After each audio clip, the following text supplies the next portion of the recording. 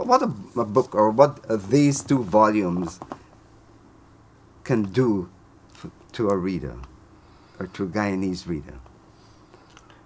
But it depends how sensitive you are as a reader and how curious you are about the history of Guyana. That volume 1 and volume 2 are, when read together, a chronicle of life on the plantations, a chronicle of how one man was able to, with the support of his wife, was able to acquire an education against all the odds. Went to England, became an accountant, was offered a partnership in an accountancy firm, and left that and came back to Guyana, and the rest is history, DDL, and so on. Jesus said to me that when he got to England, he had to find a job like everybody else. So he had a job in a cake shop. Then he got a job in British Rail as a porter. I said, Jesus, how could you push those big, heavy trolleys? He said, it was a struggle, but he said one day a Polish man showed me how to do it. You knock the front of it, it tilts, you put the thing on quickly, and you're off, right? Then he said to me he worked, Heinz Beans? Yes, I know Heinz Beans. He worked in Heinz Beans factory, night shift. And he told me he knows all 55 varieties of Heinz beans. He became an expert. He had a tremendous sense of humor. So here is a man who did all of that, but came back to Guyana and achieved what he did here in terms of setting up institutions like IPED. IPED has helped so many people with small grants, with small sums, not grants, loans. And some people, it has been life-saving for them. And for some people, they have achieved so much with the small money that they've emigrated. Yep, we know that. But iPad and Demerara Bank, DDL is always expanding. Yeah. What he means to Guyana, and this is one of his long-time friends, Bishop George. Ian MacDonald, Ian MacDonald wrote, yes. and I quote, "The fate of a country is set on iron rails, one way or another, by implacable forces. Very few men or women live lives that bend the arc of history even slightly." Wonderful words that capture them. From a poet. Yeah, from Ian a MacDonald, poet. yes. Yeah. Yes. One of the, it seems to me, in my humble opinion, one of the critical things that will take place will be a redefinition of what it is to be a Guyanese. We have money, we have oil, and we have gas, and we have rice, and so on. But I never had a sense of being a Guyanese because I left when I was young. You had it in your heart and your mind, so I always write about Guyana. But what is it to be a Guyanese? The answer to that has to be rooted in culture and understanding of culture and history. Culture and history. Also, not just an understanding of money and cows and sheep and so on, even though that's part of our agricultural culture.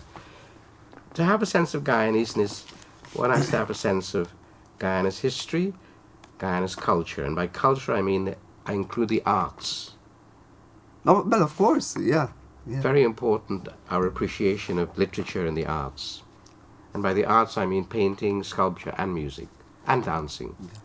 Which kind of captures our life, our literature, our art captures our life, or reflect our life, or reflect the society in which we live. So they are important just as counting of cows and sheep and money. Yes. In my case, some of my books may put people to sleep, so I'm a doctor as well.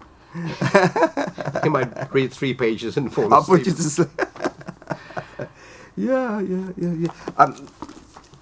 In my attempt to I've been doing this quite a while, to map Guyanese literature, right? I found some interesting things. Like, the Western Trial is one of the first autobiography to be written in Guyana. 1955. yeah.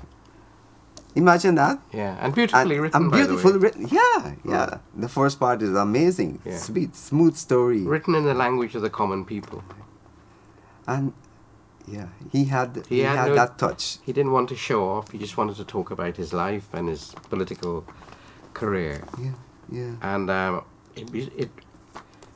I am much more interested in individuals who are not in politics, their life stories, Yeah. because their achievements, as I said earlier, are so stupendous that they compare with anybody anywhere in the world, right?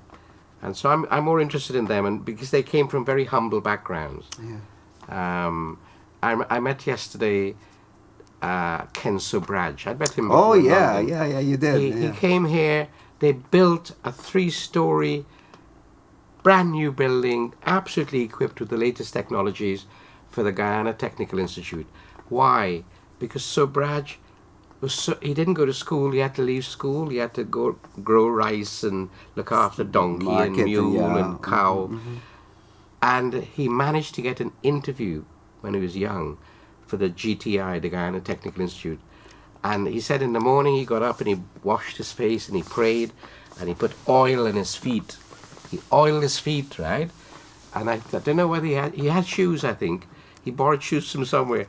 But he said, because I oiled my feet and I was walking through sandy terrain, a lot of sand was on my feet. And so when I was being interviewed, I was rubbing my foot to get rid of the sand, right? That's where he started. He's a lovely guy. Yeah. Partly barefooted, young boy, no education or low education, and now he's come back home to do this for He's been his doing school, a whole lot. For school, yeah. A lot of institutions. Those people are fascinating. Yeah. And when I think that Subraj, when I met him in London, we had a party. I think he had 63 apartment buildings then. I'm not sure 53 or 63. He's got much more. Yeah. And there are about 100 apartments, an apartment block. He's got about High-rise, 63 yeah. apartment blocks, and there are about 63, maybe 50 or 60 apartments. So he's got about 5. It seems he owns New York, right? Indeed. And I think, how did you get there? Obviously, he's a billionaire, a mega billionaire, but coming from his background, to me, that's fascinating. It is. It is also fascinating when people lose money, when people fall. That's fascinating for writers, you know, the rise and fall of the Roman Empire. The fall is as interesting as the rise. Writers will look at that. Writers will look at that. The fall. I mean, how many of us like a happy ending story? You know what I mean? As a writer, you want to have the thrill, you want to have the suspense, you want to have something going wrong. Or else you won't see the character for what the character I agree. is. And everything goes wrong with everybody anyway. Yeah. We all die one day. That's going really badly wrong. We've got people who've been writing, David, biographies and autobiographies from different parts of Guyana. People like Steve Connolly wrote about Linden. He was born in Linden. He's Canadian, born in Linden. And he wrote about Hutuka and the return of the children of Hutuka. Carmen Barclay Sobrian, she also wrote about Linden. We have Charlotte Williams writing Sugar and Slate. Sugar and- Her sister Isabel Adonis writing, a book called Anne about their mother. Sugar and Slate was about Dennis Williams mostly. Then we have Betoram Ramharak writing about Jung Bahadur saying, and Alice Bangwandai saying, Kuli Woman, Gayotra Bahadur, our own Edgar Mittelholzer, Swarty Boy. And recently, Bingsley Ben, his daughter and son-in-law brought out a book called The Ants Will Come and Tell Me. Beautiful title. I may be gone, but the ants will come and tell me what's happening outside there. Lovely. John Peter Bennett, Kabakaburi children, Uncle Basil. Right. talking about the interior. Arif Ali, Eric Huntley, you know, these are people who produce books. Our own Amina Ghafoor, what she did. She did a beautiful little book. Lantern in the Wind. Lantern in the Wind. Yeah. Brian O'Toole spent all his life here, School of the Nation. Right. And he wrote about that. Jan Carew. A.J. Seymour, exceptional. He wrote a series of about 5